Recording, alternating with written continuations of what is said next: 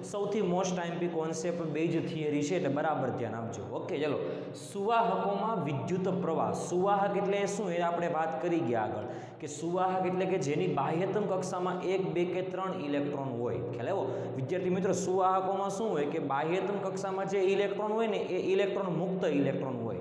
અવાહકમાં જે બાહ્યતમ કક્ષામાં ઇલેક્ટ્રોન હોય એ મુક્ત ઇલેક્ટ્રોન હોતા નથી. ખ્યાલ આવ્યો આ વસ્તુમાં? એટલા માટે જે સુવાહકને જો કોઈ બાહ્ય વિદ્યુત ક્ષેત્રની અસર એના ઉપર પડે તો એ મુક્ત ઇલેક્ટ્રોન જે છે એ સુવાહકની અંદર પહેલાં અસ્તવ્યસ્ત ગતિ કરતા હોય, અને જો એને બાહ્ય વિદ્યુત ક્ષેત્રની અસર આપવામાં આવે તો એ વિદ્યુત ક્ષેત્રની વિરુદ્ધમાં એક જ દિશામાં ગતિ કરે. ખ્યાલ આવ્યો આ વસ્તુમાં? આટલો આ કોન્સેપ્ટનો આપણે ઉપયોગ કરવાનો છે. ઓકે, સુવાહકમાં શું હોય તો કે સુવાહકમાં બાહ્યતમ કક્ષામાં જે ઇલેક્ટ્રોન હોય ને એ મુક્ત ઇલેક્ટ્રોન હોય, અને એ મુક્ત ઇલેક્ટ્રોન જ વિદ્યુત પ્રવાહનું વહન કરાવશે. ખ્યાલ આવ્યો આ વસ્તુમાં? ઓકે, તો એક પહેલું વાક્ય આપણે લખી દઈએ કે સુવાહકોમાં મુક્ત ઇલેક્ટ્રોન,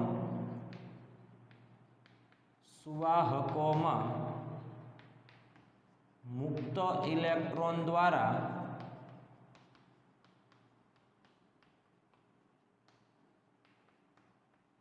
વિદ્યુતનું વહન થઈ શકે છે. એટલે વિદ્યુત પ્રવાહનું નિર્માણ થાય છે. ખ્યાલ આવ્યો આ વસ્તુમાં? ઓકે, ચાલો હવે કઈ રીતે થતું હશે એ આપણે મેળવીએ. ઓકે, હું તમને એક સામાન્ય સુવાહક આપી દઉં, નળાકાર્ય. આપણે કાલે વાત કરેલી તે પ્રમાણે આગળના લેક્ચરમાં કે આપણે આખા પાઠમાં નળાકાર્ય સુવાહકને ધ્યાનમાં લેશું, બીજો કોઈ આકારના સુવાહકને ધ્યાનમાં નહીં લઈએ. મતલબમાં one type of wire. Okay, આ એક નળાકાર્ય સુવાહક છે. ઓકે, ચલો આ નળાકાર્ય જે સુવાહક છે એ સુવાહકની અંદર ઘણા બધા મુક્ત ઇલેક્ટ્રોન હશે. ખ્યાલ આવ્યો? જો આ કોપર હશે તો કોપરનો પરમાણુ ક્રમાંક કેટલો છે તો કે 29. પહેલી કક્ષામાં 2 ઇલેક્ટ્રોન, બીજી કક્ષામાં 8, ત્રીજી કક્ષામાં 18 અને ચોથી કક્ષામાં 1 ઇલેક્ટ્રોન. એટલે મુક્ત ઇલેક્ટ્રોનની સંખ્યા આમાં કેટલી છે? 1 છે. ખ્યાલ આવ્યો? તો ધારો કે આની અંદર કોપરના 1 લાખ પરમાણુ હોય તો આની અંદર 1 લાખ જેટલા મુક્ત ઇલેક્ટ્રોન હશે. ખ્યાલ આવ્યો આ વસ્તુમાં વિદ્યાર્થી મિત્રો? ઓકે, પરંતુ આપણે વાત કરીએ છીએ તે પ્રમાણે કે મુક્ત ઇલેક્ટ્રોન જે છે એ આ જે નળાકાર્ય સુવાહક છે એ નળાકાર્ય સુવાહકમાં અસ્તવ્યસ્ત ગતિ કરતા હોય. આ ખાસ યાદ રાખજો વિદ્યાર્થી મિત્રો. અને જે ધન વિદ્યુતભાર છે એટલે કે ધન આયનો જે છે એ કોઈ એક નિશ્ચિત બિંદુએ ગોઠવાયેલા હોય, કે જેને તમે કહી શકો કે લેટિસ રચનામાં ગોઠવાયેલા હોય. આ બધા ધન આયનો જે છે એ લેટિસ બિંદુએ એક સરખી લાઈનમાં ગોઠવાયેલા હોય છે. એટલે આની ગોઠવણ જે છે એ લેટિસ આકારની છે એમ કહી શકાય. ઓકે, ચાલો. પણ એની અંદર જે મુક્ત ઇલેક્ટ્રોન છે એ મુક્ત ઇલેક્ટ્રોન અસ્તવ્યસ્ત ગતિ કરશે. આ ધન આયન તો ઝઘડાયેલા છે, એ ગતિ કરશે નહીં. પરંતુ જે મુક્ત ઇલેક્ટ્રોન છે આની તો એક મુક્ત ઇલેક્ટ્રોન આમ ગતિ કરતો હોય તો બીજો મુક્ત ઇલેક્ટ્રોન જે છે એ આમ ગતિ કરે. આવા ઘણા બધા મુક્ત ઇલેક્ટ્રોન જે રીતે વાયુના અણુઓ અસ્તવ્યસ્ત ગતિ કરતા હોય ને એ રીતે આની અંદર પણ મુક્ત ઇલેક્ટ્રોન જે છે એ અસ્તવ્યસ્ત ગતિ કરતા હશે. ખ્યાલ આવ્યો આ વસ્તુમાં વિદ્યાર્થી મિત્રો? ઓકે, એટલે આમાં જે મુક્ત ઇલેક્ટ્રોન બધા અસ્તવ્યસ્ત ગતિ કરતા હોય તો તમારે પહેલાં શું કામ કરવાનું કે આમાં વિદ્યુત પ્રવાહનું વહન થાય કે નહીં એ આપણે નક્કી કરવાનું. આપણું સૂત્ર હતું I બરાબર વિદ્યુત પ્રવાહનું સૂત્ર હતું I બરાબર Q/T, એટલે કે એકમ સમયમાં વાહકના આડછેદમાંથી પસાર થતો નેટ વિદ્યુત ભાર. એટલે કુલ વિદ્યુત ભાર જો પસાર થતો હશે તો આ વાહકમાંથી વિદ્યુત પ્રવાહનું નિર્માણ થશે, અને જો નેટ વિદ્યુત ભાર આમાંથી પસાર થતો નહીં હોય તો આમાંથી વિદ્યુત પ્રવાહનું વહન થશે નહીં. ખ્યાલ આવ્યો આ વસ્તુમાં? ઓકે, તો આમાં તમારે પહેલાં કામ કરવાનું કે આ જે નળાકાર્ય જે છે એ નળાકાર્યમાં તમારે એક આડછેદની કલ્પના કરવાની વચ્ચે ગમે ત્યાં. ખ્યાલ આવ્યો આ વસ્તુમાં? માની લો કે મેં અહીંયા આગળ આડછેદની કલ્પના કરી. ઓકે, તો શું થશે ખબર છે? અત્યારે તો અત્યારે આમાં એવું થશે કે જેટલા ઋણ વિદ્યુતભારિત ઇલેક્ટ્રોન આ દિશામાં ગતિ કરે છે એટલા જ બીજા ઋણ વિદ્યુતભારિત ઇલેક્ટ્રોન આ દિશામાં ગતિ કરશે, કારણ કે એકબીજા સાથે અથડાય છે. એટલે આ ઇલેક્ટ્રોન અથડાઈને આમ ગયો તો અહીંયા આગળ કોઈ ઇલેક્ટ્રોન સાથે અથડાઈને પાછો આમ આવશે, એટલે નેટ વિદ્યુતભાર કેટલો થઈ ગયો? 0 થઈ ગયો. ખ્યાલ આવ્યો આ વસ્તુમાં? આવી રીતે આની અંદર રહેલા બધા જ ઇલેક્ટ્રોન અસ્તવ્યસ્ત ગતિ કરતા હોવાને કારણે આડછેદમાંથી જેટલા ઇલેક્ટ્રોન આમ જશે એટલા જ ઇલેક્ટ્રોન સામેથી કોઈ અથડાઈને પાછા આ દિશામાં આવશે. ખ્યાલ આવ્યો? એટલે કે એવું કહી શકાય કે આ જે આડછેદ છે એ આડછેદમાંથી પસાર થતો નેટ વિદ્યુતભાર અત્યારે 0 છે. Q ઇઝ ઇક્વલ ટુ 0 છે, માટે I ઇઝ ઇક્વલ ટુ કેટલા થશે?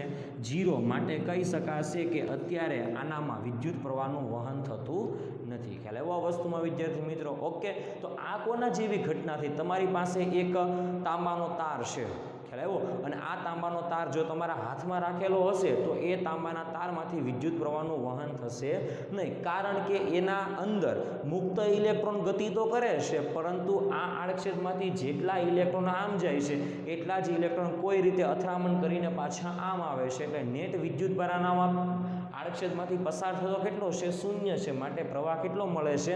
0 મળે છે. ખ્યાલ આવ્યો આ વસ્તુમાં વિદ્યાર્થી મિત્રો? ઓકે, તો જ્યારે Q ઇઝ ઇક્વલ ટુ 0 નો મતલબ શું? તો જેટલા ઇલેક્ટ્રોન આમ જાય એટલે જેટલો વિદ્યુતભાર આમ જાય એટલો જ વિદ્યુતભાર આમ આવશે, એટલે નેટ વિદ્યુતભાર 0 છે, એટલે નેટ પ્રવાહ પણ કેટલો મળશે? આપણને 0 મળશે. ખ્યાલ આવ્યો આ વસ્તુમાં વિદ્યાર્થી મિત્રો? ઓકે, આવું ક્યારે થાય? કે જ્યારે આ જે નળાકારીય સુવાહક છે એની અંદર વિદ્યુત ક્ષેત્ર ન હોય ત્યારે. એટલે આ બધી કન્ડિશન વિદ્યુત ક્ષેત્રની ગેરહાજરીમાં થાય એવું કહી શકાય છે. તો આપણે કહી શકાય કે આ જે કન્ડિશન આપણે લીધી એ વિદ્યુત ક્ષેત્રની ગેરહાજરીમાં છે. ક્યારે? અને આ વિદ્યુત ક્ષેત્ર ક્યાં? તો કે નળાકારની અંદર, તો કે અંદરના ભાગમાં, એટલે સુવાહકની અંદર.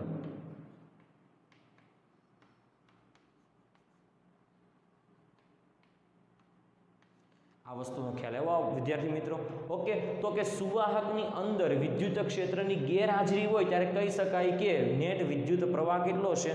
0 છે. ખ્યાલ આવ્યો આ વસ્તુમાં વિદ્યાર્થી મિત્રો? પહેલી વસ્તુ આ થશે આપણી. ઓકે, ચાલો હવે આપણે શું કરીએ? તો કે આપણને એટલો આઈડિયા આવી ગયો કે જો વિદ્યુત ક્ષેત્ર નથી તો પ્રવાહ નથી. તો આપણે એવો આઈડિયા વાપરીએ કે આની અંદર આપણે કંઈક રીતે આની અંદર વિદ્યુત ક્ષેત્ર ઉત્પન્ન થતું હોય એવી આપણે ગોઠવણી કરીએ. ખ્યાલ આવ્યો આ વસ્તુમાં? તો એવી ગોઠવણી કરવા માટે આપણે શું કરવાનું કે આ જે નળાકારીય સુવાહક છે ને એના 2 છેડા છે. જુઓ, એક છેડો અહીંયા છે અને એક છેડો અહીંયા છે. ખ્યાલ આવ્યો? તો આ બંને છેડે તમારે શું કરવાની કે એ નળાકારની જે આડછેદની ત્રિજ્યા છે ને એટલા જ આડછેદની ત્રિજ્યાવાળી તમારે એક પાતળી અવાહક તક્તી કે જેના ઉપર એક તક્તી ઉપર ધન વિદ્યુતભાર અને બીજા તક્તી ઉપર ઋણ વિદ્યુતભાર પથરાયેલો હોય એવી 2 તક્તી લાવવાની, અને એ 2 તક્તીમાંથી એક તક્તીને અહીંયા આગળ જોઈન્ટ કરવાની અને બીજી તક્તીને અહીંયા આગળ જોઈન્ટ કરવાની. ખ્યાલ આવ્યો? એટલે આ રીતે એક નળાકારીય સુવાહક હશે તો તમે એક ધન વિદ્યુતભારી તક્તી આ છેડે લગાવી દો અને ઋણ વિદ્યુતભારી તક્તી જો આ છેડે લગાવી દો તો ઇન શોર્ટ આપણને એટલો તો આઈડિયા આવશે કે અહીંયા આગળ ધન વિદ્યુતભારની પૃષ્ઠ ઘનતા આવશે, અહીંયા આગળ ઋણ વિદ્યુતભારની પૃષ્ઠ ઘનતા આવશે. એટલે ધન અને ઋણ વિદ્યુતભારને લીધે આ સુવાહકની અંદર એક વિદ્યુત ક્ષેત્ર પ્રેરિત થશે. ખ્યાલ આવ્યો આ વસ્તુમાં? એટલે આપણે હવે નવી કન્ડિશન લઈએ. આ કન્ડિશન હતી પહેલી કન્ડિશન કે જે હતું વિદ્યુત ક્ષેત્રની ગેરહાજરીમાં. હવે આપણે કન્ડિશન લાવીએ વિદ્યુત ક્ષેત્રની હાજરીમાં. તો નવી કન્ડિશન આવશે વિદ્યુત ક્ષેત્રની હાજરીમાં. તો વિદ્યુત ક્ષેત્રની હાજરી હોય તો શું થાય? તો આ જે નળાકાર જે છે સુવાહક, તો આ નળાકાર સુવાહકના બંને છેડે આવી કંઈક આપણે આકૃતિ દોરી લઈએ. આ નળાકારીય આડછેદ છે કે એટલા જ આડછેદ એટલી જ ત્રિજ્યાવાળી આપણે એક તક્તી લાવીએ, અવાહક તક્તી કે જેના ઉપર એક ઉપર ધન વિદ્યુતભાર હોય અને બીજા ઉપર ઋણ વિદ્યુતભાર હોય. તો માની લો કે અહીંયા આગળ આ તક્તી ઉપર ધન વિદ્યુતભાર છે અને આ તક્તી ઉપર ઋણ વિદ્યુતભાર છે. ઓકે, તો આ તકતીના અંદરના આ તકતીનો ધન વિદ્યુતભાર અને આ તકતી ઉપર રહેલો ઋણ વિદ્યુતભાર, જેને લીધે એક વિદ્યુત ક્ષેત્ર ઉત્પન્ન થશે કે જે આ દિશામાં હશે. માની લો કે આ દિશામાં એક વિદ્યુત ક્ષેત્ર મળશે.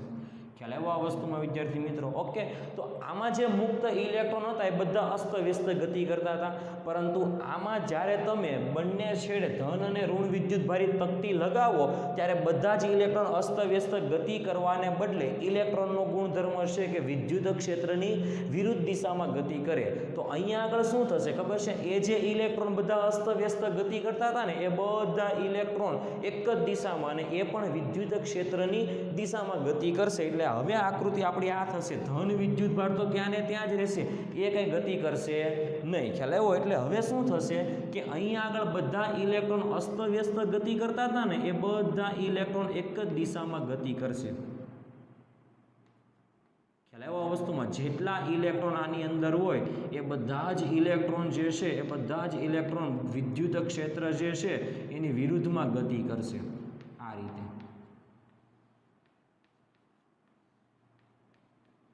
ખ્યાલ આવ્યો આ વસ્તુમાં? ઓકે, તો આ સુવાહકમાંથી તમે કોઈ એક સમયે કોઈ એક આડછેદમાંથી કેટલો વિદ્યુતભારનો જથ્થો પસાર થાય એ આપણને ખબર પડશે. ખ્યાલ આવ્યો આ વસ્તુમાં? ઓકે, જો આ આડછેદમાંથી 10 ઇલેક્ટ્રોન પસાર થાય તો 10 ઇલેક્ટ્રોન પરનો વિદ્યુતભાર કેટલો, તો એ તમને ખબર પડશે. આ આડછેદમાંથી 1 સેકન્ડમાં 50 ઇલેક્ટ્રોન પસાર થાય તો 50 ઇલેક્ટ્રોનને લીધે કેટલો વિદ્યુતભારનો જથ્થો પસાર થાય એ તમને ખબર પડશે. આમાં તમને નેટ વિદ્યુતભાર મળશે, આમાં મળતો હતો નહીં, કારણ કે આ વિદ્યુત ક્ષેત્રની હાજરી છે ને આ વિદ્યુત ક્ષેત્રની ગેરહાજરી છે. ખ્યાલ આવ્યો? તો જો તમે અહીંયા આગળ એક નળાકાર્ય આડછેદની કલ્પના કરો તો એ નળાકાર્ય આડછેદમાં ટી સમયમાં કંઈક ને કંઈક વિદ્યુતભારનો જથ્થો પસાર થતો હશે કે જે બાહ્ય વિદ્યુત ક્ષેત્ર છે, આની અંદરનું વિદ્યુત ક્ષેત્ર આ દિશામાં છે, એ વિદ્યુત ક્ષેત્રની વિરુદ્ધ દિશામાં ગતિ કરશે. ખ્યાલ આવ્યો આ વસ્તુમાં વિદ્યાર્થી મિત્રો? ઓકે, તો આપણે કહી શકાય કે વિદ્યુત ક્ષેત્રની જ્યારે હાજરી હોય ત્યારે અંદરના ભાગમાં Q is not equal to 0, એટલે નેટ વિદ્યુતભાર 0 નથી, એટલે કે I is not equal to 0, એટલે પ્રવાહ 0 નહીં હોય, પ્રવાહ આપણને મળશે. ખ્યાલ આવ્યો આ વસ્તુમાં? એટલે આપણે કહી શકાય કે જ્યારે વિદ્યુત ક્ષેત્રની હાજરી હોય ત્યારે સુવાહકમાં વિદ્યુત પ્રવાહનું નિર્માણ થશે. સુવાહકમાં વિદ્યુત પ્રવાહનું નિર્માણ થશે. આ વસ્તુમાં ખબર પડી? ઓકે, તો સુવાહકમાં વિદ્યુત પ્રવાહનું નિર્માણ ક્યારે થાય? તો કે સુવાહકને બાહ્ય વિદ્યુત ક્ષેત્ર, એટલે કે કોઈક એક રીતે સુવાહકની અંદર એક એવું વિદ્યુત ક્ષેત્ર ઉત્પન્ન કરીએ, એટલે બહારથી ધન અને ઋણ વિદ્યુતભારી તકતી ફિટ કરી દીધી એટલે અંદરના ભાગમાં વિદ્યુત ક્ષેત્ર ઉત્પન્ન થયું. ખ્યાલ આવ્યો? એટલે અંદરના ભાગમાં તમને પ્રવાહ મળશે. ખ્યાલ આવ્યો આ વસ્તુમાં વિદ્યાર્થી મિત્રો? ઓકે, તો એવું કહી શકાય કે સુવાહકમાં જ્યારે વિદ્યુત ક્ષેત્રની હાજરી હોય ત્યારે વિદ્યુત પ્રવાહનું નિર્માણ થશે. ખ્યાલ આવ્યો આ વસ્તુમાં વિદ્યાર્થી મિત્રો? ઓકે, ચાલો હવે આમાં પ્રશ્ન, એટલે હવે આમાં પ્રોબ્લેમ શું આવશે ખબર છે વિદ્યાર્થી મિત્રો? અહીંયા આગળ જેટલો ધન વિદ્યુતભાર આપણે તકતી ઉપર પથરાયેલો હતો એ ધન વિદ્યુતભાર જે છે એ આ જે ઇલેક્ટ્રોન જે છે એના ઉપર ઋણ વિદ્યુતભાર હોય. ખ્યાલ આવ્યો? એટલે આ ઋણ વિદ્યુતભારિત ઇલેક્ટ્રોન આ ધન વિદ્યુતભારિત તકતી પર, એટલે આ તકતી પર રહેલા ધન વિદ્યુતભારને તટસ્થ કરી દેશે. ખ્યાલ આવ્યો? ધારો કે આના ઉપર મેં 1000 કુલમ જેટલો વિદ્યુતભાર પથરાયેલો છે અને આમથી ઇલેક્ટ્રોન એટલા બધા આવે કે કોઈ એક સમયે ઇલેક્ટ્રોન ધીરે ધીરે આમ આવે છે, તો અહીંયા આગળ બધો ઋણ વિદ્યુતભાર જમા થતો જાય છે. તો ઇલેક્ટ્રોન પરનો જેટલો 1000 જેટલો ઋણ વિદ્યુતભાર આ તકતી ઉપર જમા થશે તો આ તકતી પરના સામેના ધન વિદ્યુતભારને તટસ્થ કરી દેશે. ખ્યાલ આવ્યો આ વસ્તુમાં વિદ્યાર્થી મિત્રો? ઓકે, એટલે ધીરે ધીરે જેમ જેમ અહીંયા આગળ ઇલેક્ટ્રોન જમા થતા જાય તેમ તેમ આ તકતી ઉપર ધન વિદ્યુતભાર જે છે એ ધીરે ધીરે તટસ્થ થતો જશે. એટલે અહીંયા આગળથી ધન વિદ્યુતભાર નીકળતો જશે, એટલે કે આ દિશામાં જે વિદ્યુત ક્ષેત્ર હતું ને એ વિદ્યુત ક્ષેત્રની અસર ઘટી જશે. એક સમયે શું થશે કે આ તકતી પર રહેલા સમગ્ર ધન વિદ્યુતભારને આ ઇલેક્ટ્રોન પરના રહેલા ઋણ વિદ્યુતભારને લીધે એ તટસ્થ થઈ જશે. ખ્યાલ આવ્યો? એટલે અંદરના ભાગમાં નેટ વિદ્યુતભાર શૂન્ય થઈ ગયો. એટલે અંદરના ભાગમાં નેટ વિદ્યુત ક્ષેત્ર શૂન્ય થઈ ગયું, વિદ્યુત ભાર નહીં, વિદ્યુત ક્ષેત્ર શૂન્ય થઈ ગયું. અંદરના ભાગમાં નેટ વિદ્યુત ક્ષેત્ર શૂન્ય થઈ ગયું એટલે શું થશે તો કે ફરીવાર ઇલેક્ટ્રોન જેટલા આની અંદર વધેલા ઇલેક્ટ્રોન છે ને એ વિદ્યુત ક્ષેત્રની અસરમાંથી મુક્ત થઈ ગયા, એટલે આના જેવું થઈ ગયું. વિદ્યુત ક્ષેત્રની અસરમાંથી મુક્ત થઈ ગયા એટલે ફરીવાર એ અસ્તવ્યસ્ત ગતિ કરશે, એટલે કે આના જેવી જ કન્ડિશન થઈ ગઈ કે વિદ્યુત ક્ષેત્રની ગેરહાજરી અસ્તવ્યસ્ત ગતિ કરે એટલે નેટ વિદ્યુતભાર કોઈ પણ આડક્ષેપમાંથી પસાર થતો નેટ વિદ્યુતભાર કેટલો? શૂન્ય. એટલે પ્રવાહ કેટલો હશે? શૂન્ય. ખ્યાલ આવ્યો આ વસ્તુમાં? ઓકે, તો એવું કહી શકાય કે આમાં પ્રવાહ ત્યાં સુધી જ રહેશે કે જ્યાં સુધી અહીંયા આગળ અને અહીંયા આગળ ધન વિદ્યુતભાર અને ઋણ વિદ્યુતભાર હશે તો, એટલે કે નળાકારના બે છેડે ધન અને ઋણ વિદ્યુતભાર જો હશે તો જ એટલા જ સમય સુધી આ સુવાહકની અંદર વિદ્યુત પ્રવાહ પસાર થતો રહેશે, પછી વિદ્યુત પ્રવાહ પસાર થશે નહીં. ખ્યાલ આવ્યો આ વસ્તુમાં વિદ્યાર્થી મિત્રો? ઓકે, તો હવે આપણે કહી શકાય કે અહીંયા આગળ જે પ્રવાહ મળે ડીશ રાખીને આપણે જે કામ કર્યું અને એ જે પ્રવાહ મળે એ પ્રવાહ તો થોડાક સમય માટે જ હશે. એટલે શું તો કે જ્યાં સુધી ડીશ ઉપર વિદ્યુત ભાર હશે અને આ નળાકારની અંદર વિદ્યુત ક્ષેત્ર હશે ત્યાં સુધી જ પ્રવાહનું નિર્માણ થશે, પછી પ્રવાહનું નિર્માણ થશે નહીં. એટલે પ્રવાહ વહેતો અટકી જશે. તો એ જે ક્ષણવાર માટે પ્રવાહ વહેતો હતો એને કહેવામાં આવે ક્ષણિક પ્રવાહ કહેવામાં આવે. કેવો પ્રવાહ કહેવામાં આવે? ક્ષણિક પ્રવાહ. ખ્યાલ આવ્યો આ વસ્તુમાં વિદ્યાર્થી મિત્રો? ઓકે, પરંતુ આપણે રોજિંદા જીવનમાં ક્ષણિક પ્રવાહનું તો કંઈ કામ છે નહીં કે થોડીક વાર પ્રવાહ આવે ને પછી પ્રવાહ આવતો બંધ થઈ જાય.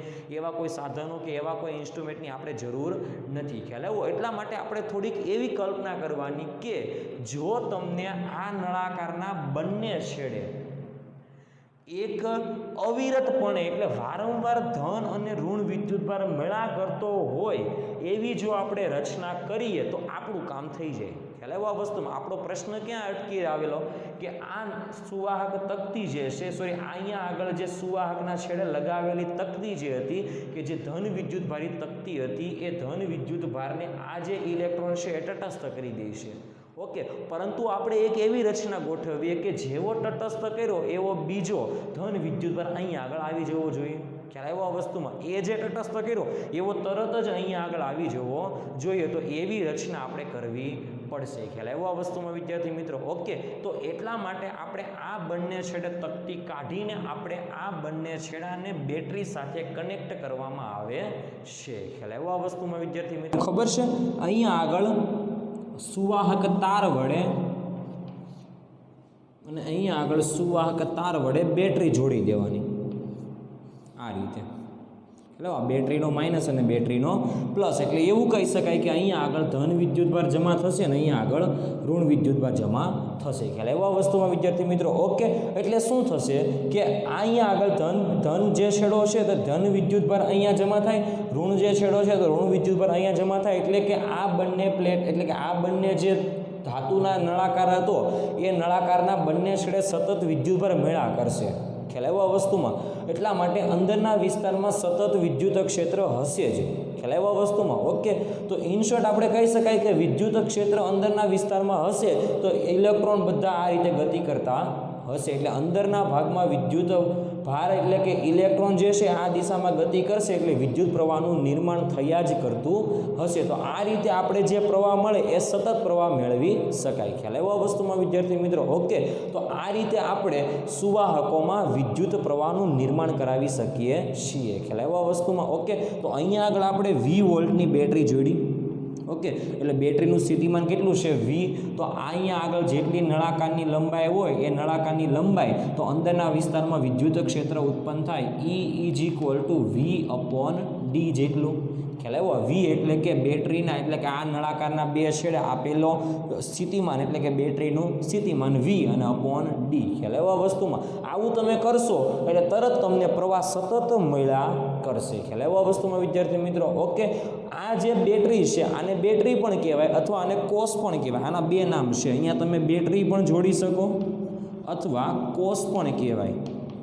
કોષ અને બેટરી બે એક સરખું છે. ઘણા બધા કોષ ભેગા થઈને બેટરી બનશે. ખ્યાલ આવ્યો આ વસ્તુમાં? બાકી કંઈ છે નહીં. એટલે અહીંયા આગળ કોષ કે બેટરી જોડી શકાય અને આ રીતે આપણે સુવાહકોમાં વિદ્યુત પ્રવાહનું નિર્માણ કરાવી શકાય. ખ્યાલ આવ્યો આ વસ્તુમાં વિદ્યાર્થી મિત્રો? ઓકે, હવે આપણે વાત કરીએ કે વિદ્યુત પ્રવાહ જે છે એ એ વિદ્યુત પ્રવાહ એક રાશિ છે અને વિદ્યુત પ્રવાહ જે છે ને વિદ્યાર્થી મિત્રો એ અદિશ રાશિ છે.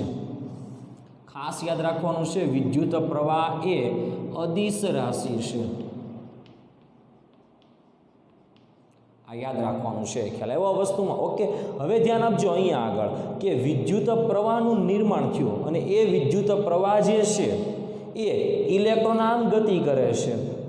તો એ વિદ્યુત પ્રવાહનું નિર્માણ ઇલેક્ટ્રોનની ગતિની વિરુદ્ધ દિશામાં થશે. ખ્યાલ આવ્યો આ વસ્તુમાં વિદ્યાર્થી મિત્રો. એટલે ખાસ યાદ રાખવાનું છે કે સુવાહકોમાં વિદ્યુત પ્રવાહ એ જે છે એનું નિર્માણ જે ઋણ વિદ્યુત ભારિત ઇલેક્ટ્રોન ગતિ કરે છે એની વિરુદ્ધ દિશામાં છે. એટલે કે ઇલેક્ટ્રોન આ દિશામાં ગતિ કરે છે. ખ્યાલ આવ્યો? પછી કહેતા નહીં સર અહીંયા આગળ અદિશ રાશિ છે, અદિશ રાશિને દિશા ન હોય. ખ્યાલ આવ્યો? પરંતુ અહીંયા આગળ જે વિદ્યુત પ્રવાહ બન્યો અને એ વિદ્યુત પ્રવાહ કઈ રીતે ગતિ કરે છે, કઈ દિશામાં ગતિ કરે છે એની વાત છે. એટલે ખાસ યાદ રાખજો કે ઇલેક્ટ્રોનની વિરુદ્ધ દિશામાં રેવાજીક પ્રવાહની દિશા છે. ખ્યાલ આવ્યો? એટલે કે અહીંયા આગળ આપણે વાત કરીએ કે રેવાજીક પ્રવાહ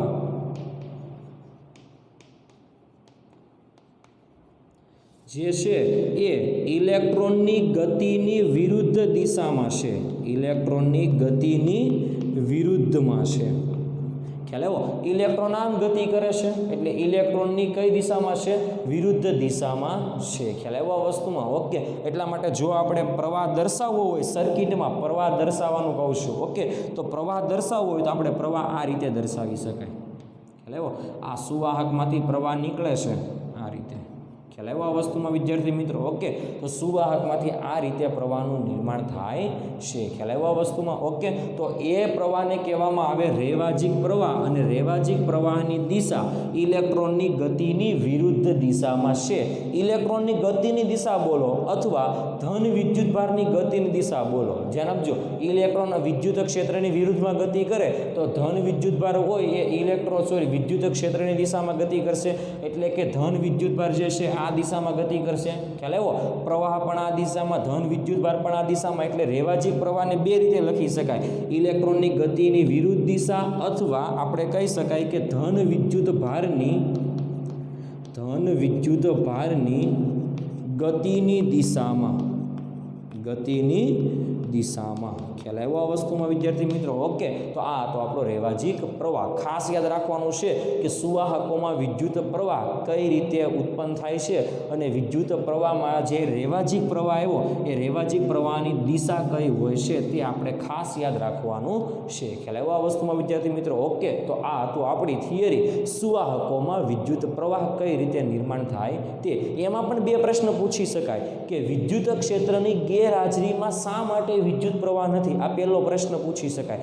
બીજો પ્રશ્ન એવો પૂછી શકાય કે વિદ્યુત ક્ષેત્રની હાજરીમાં પ્રવાહ કઈ રીતે નિર્માણ કરી શકાય? ખ્યાલ આવ્યો? અને તમને એવો પણ પ્રશ્ન પૂછી શકે કે જો તમારે સુવાહકની અંદર અવિરતપણે એટલે વારંવાર સતત ને સતત જો પ્રવાહ નિર્માણ રાખવું હોય તો તમારે શું કરવું પડશે? તો તમારો જવાબ આવશે કે એ સુવાહકને આપણે બેટરી કે કોષ કે વિદ્યુત કોષ વડે આપણે એને જોડી દેવું પડશે. ખ્યાલ આવ્યો આ વસ્તુમાં વિદ્યાર્થી મિત્રો? ઓકે, તો આ સુવાહક એટલે ઘન પદાર્થ હતો. સુવાહક એટલે કેવો પદાર્થ હતો? ઘન પદાર્થ હતો. ધાતુનો ઘન પદાર્થ. ખ્યાલ આવ્યો? તો યાદ રાખવાનું છે ધાતુના ઘન પદાર્થમાં વિદ્યુતનું વહન માત્ર ને માત્ર મુક્ત ઇલેક્ટ્રોન એટલે ઋણ વિદ્યુત ભારિત મુક્ત ઇલેક્ટ્રોન દ્વારા થાય છે. ખ્યાલ આવ્યો આ વસ્તુમાં? ઓકે, વધારાની માહિતી માટે જો આપણે વાત કરવી હોય તો બીજી જગ્યાએ પણ વિદ્યુતનું વહન થાય. ક્યાં? તો કે પ્રવાહીમાં. આપણે એક્સ્ટ્રા માહિતીની વાત કરવી હોય તો પ્રવાહીમાં પણ વિદ્યુતનું વહન થાય અને વાયુમાં પણ વિદ્યુતનું વહન થાય. ઘનમાં આપણે ભણી ગયા વિદ્યુતનું વહન મુક્ત ઇલેક્ટ્રોન દ્વારા થાય. મુક્ત ઇલેક્ટ્રોન દ્વારા થાય. પરંતુ પ્રવાહી અને વાયુમાં વિદ્યુતનું વહન કઈ રીતે થાય તે. ઓકે, ચાલો વાયુમાં વિદ્યુતનું વહન કઈ રીતે થશે? તો કે વાયુમાં આપણને ખબર છે કે પૃથ્વીથી અમુક ઊંચાઈ સુધી જાઓ 50 કિલોમીટર કરતાં વધારે ઊંચાઈ ત્યાં એક આઇનોસ્ફિયરનું સ્તર હોય. ખ્યાલ આવ્યો? તો એમાં વિદ્યુતનું વહન જે છે એ ઇલેક્ટ્રોન દ્વારા અને આયનો દ્વારા થાય. ખ્યાલ આવ્યો આ વસ્તુમાં. અને પ્રવાહી એટલે કે તમે કેમેસ્ટ્રીમાં ઇલેક્ટ્રોલાઇટ દ્રાવણ એટલે વિદ્યુત વિભાજ્ય દ્રાવણ ભણતા હશો. તો એ વિદ્યુત વિભાજ્ય દ્રાવણમાં વિદ્યુત પ્રવાહનું વહન ધન આયન અને ઋણ આયન દ્વારા થાય છે. ધન આયન અને ઋણ આયન આ બંને દ્વારા થાય. આ યાદ રાખજો. પ્રવાહીમાં વિદ્યુતનું વહન જે છે એ ધન આયન અને ઋણ આયન બંને દ્વારા થાય છે. વાયુમાં ઇલેક્ટ્રોન અને આયનો દ્વારા થાય છે. અને ઘન પદાર્થ એટલે ઘન સુવાહકમાં વિદ્યુતનું વહન માત્ર ને માત્ર મુક્ત ઇલેક્ટ્રોન દ્વારા થાય છે. ખ્યાલ આવ્યો આ વસ્તુમાં વિદ્યાર્થી મિત્રો? ઓકે, તો આ ત્રણ જે છે ત્રણે ત્રણ MCQમાં અથવા કોઈક જગ્યાએ પૂછાવાની શક્યતા છે, એટલે બરાબર યાદ રાખજો. ખ્યાલ આવ્યો આ વસ્તુમાં વિદ્યાર્થી મિત્રો? ઓકે, તો આ થિયરી હતી આપણી આજની, કે જે થિયરીનું નામ હતું સુવાહકોમાં વિદ્યુત પ્રવાહનું નિર્માણ કઈ રીતે કરી શકાય તે. ખ્યાલ આવ્યો આ વસ્તુમાં? Okay, thank you.